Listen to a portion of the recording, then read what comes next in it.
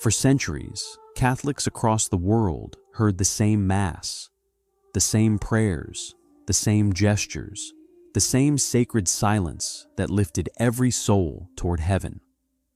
It was the Mass of saints and martyrs, the Mass of the ages.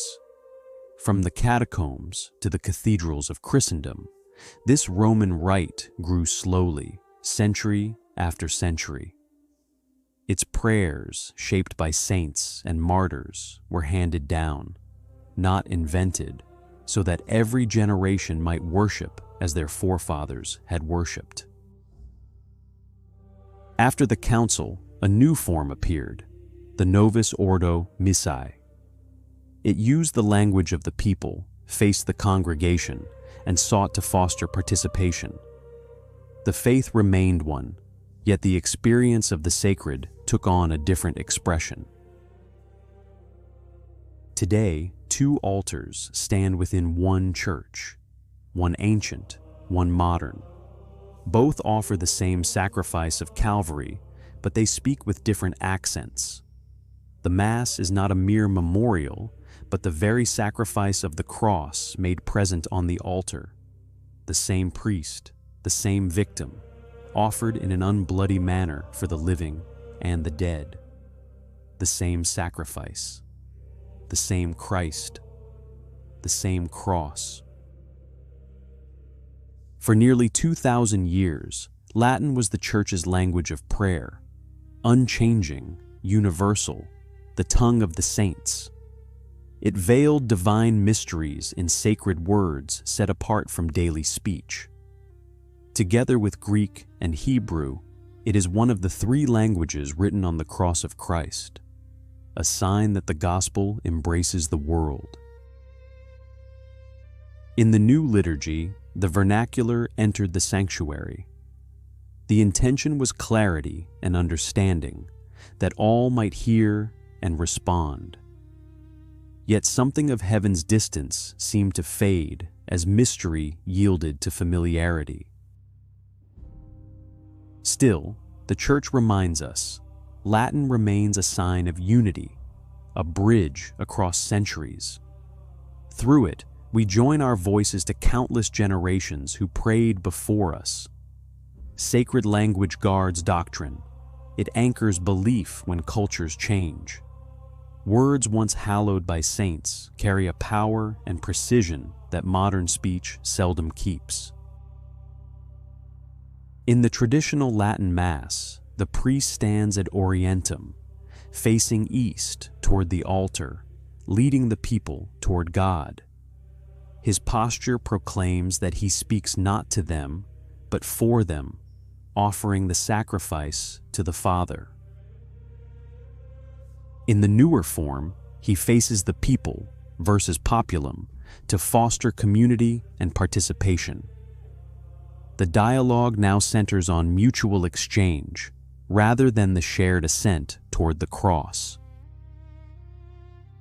The direction of prayer shapes the soul's direction. To face God together reminds us that the Mass is not a meeting, but a movement, from earth to heaven.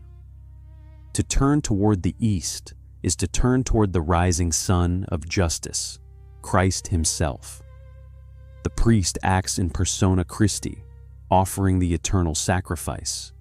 He stands between God and man, uniting the Church to her Redeemer. When both priest and people face the same Lord, the Church prays with one heart, one mind, and one direction, heavenward. At the Latin Mass, the heart participates through silence. Words are few, gestures deliberate, and contemplation fills the spaces between prayers.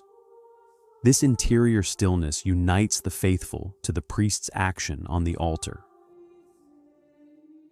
The new liturgy invites verbal response and visible involvement, readers, ministers, hymns of praise. Its aim is to awaken awareness that all share in the Church's prayer. Yet both forms call for the same interior truth, that true participation is not activity, but adoration. the surrender of the heart to God. Grace flows from the sacrifice itself, and our interior disposition opens the heart to receive it. When we unite our hearts silently to that offering, the same grace of Calvary renews our souls. Even without speaking, the soul that listens and adores is truly active in the liturgy of heaven. At the heart of both forms lies the same mystery: Christ himself made present, body, blood, soul, and divinity. In the traditional Mass, reverence surrounds every moment of communion. The faithful kneel at the rail, receive on the tongue, in silence. The priest alone touches the sacred host, guarding every fragment of the Eucharist. In many parishes of the new rite, the faithful stand and receive in the hand. The intention was dignity and simplicity, yet often the sense of the sacred diminished. When we kneel before the Lord of heaven and earth, we confess with our bodies what we believe in our hearts. This is not bread, but God. Christ is present whole and entire under each species. As Scripture warns, to receive unworthily is to approach the body and blood without proper preparation. Reverence protects faith, for posture and gesture preach what words cannot. Every Mass has 4 holy ends: adoration, thanksgiving, reparation, and petition. To assist at Mass is to unite our prayers to those of Christ, the eternal priest, who offers himself for us upon the altar. The same sacrifice, the same Christ, the same cross. For centuries, the Church's music was the chant, timeless, wordless, born of prayer. Its rhythm followed the breath of heaven, lifting hearts upward. After the Reforms, new melodies arose, familiar, emotional, easily sung. Music became a tool of participation rather than contemplation. The spirit of the liturgy teaches that sacred song must never draw attention to itself, but to God. The liturgy, wrote a saintly pope, is the first and indispensable source of the true Christian spirit. Lex Orandi, lex credendi, the law of prayer, is the law of belief. When our worship sounds heavenly, the soul believes in heaven. When worship becomes centered on ourselves, the sense of the sacred can be lost. In the Latin Mass, everything speaks of awe, incense rising like prayer, candles burning as sacrifice, vestments rich with meaning. Nothing is ordinary. Every gesture whispers that God is here. The modern liturgy often seeks simplicity and clarity, noble in intent, yet at times stripped of sacred sign. White walls and simplicity have their place, yet mystery fades when sacred symbolism is forgotten. Beauty is catechesis. Stone, glass, and silence once taught the faith more eloquently than words. When the senses behold majesty, the soul bows in worship. To rebuild the sacred is to re-educate the heart, for man learns through what he sees, hears, and smells. When sacred art returns, the world remembers how to adore. In recent decades, attendance at Mass has declined in many places, a pastoral reality the Church continues to address. Belief in the real presence has weakened, and silence in churches has grown rare. Yet within these same years, a quiet renewal has begun. The faithful hunger again for depth, for reverence, for transcendence. Young Catholics, born long after the Council, discover the Latin Mass and find the faith they never knew they were missing. In countless churches, altar rails vanished and Latin was forgotten, yet the longing for the sacred endured. Even where marble was broken, memory lived in faithful hearts. True reform is never destruction of what was holy, but renewal in continuity, a return to deeper faith and interior conversion. Where reverence fades, grace stirs hearts anew, calling the Church to rediscover her inheritance. Across the world, candles are lit again on marble altars. Servers prepare the incense. The bells ring once more. Children learn ancient prayers. Choirs revive chant once silenced. Families return to quiet majesty.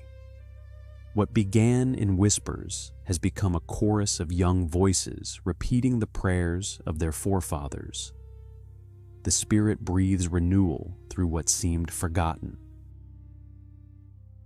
This movement is not nostalgia, but love. Love for God's glory and for the faith of the saints. To restore the sacred is not to reject the present, but to let grace heal what was lost. What was once hidden now shines again. The altar of sacrifice, the language of heaven, the sound of eternity. The same sacrifice, the same Christ, the same cross. The two forms of the Mass stand before us, one ancient, one new, both centered on the same crucified Lord. Each calls us to the same mystery of love, God made present, offering Himself for His people. The choice is not between old and new, but between forgetfulness and remembrance.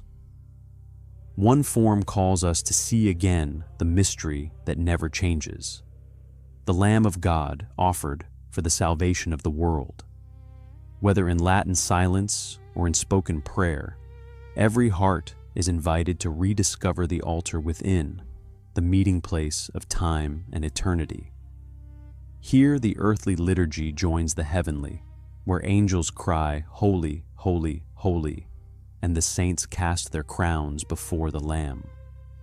Each Mass on earth is a participation in that eternal worship. Heaven bends down to meet us in love.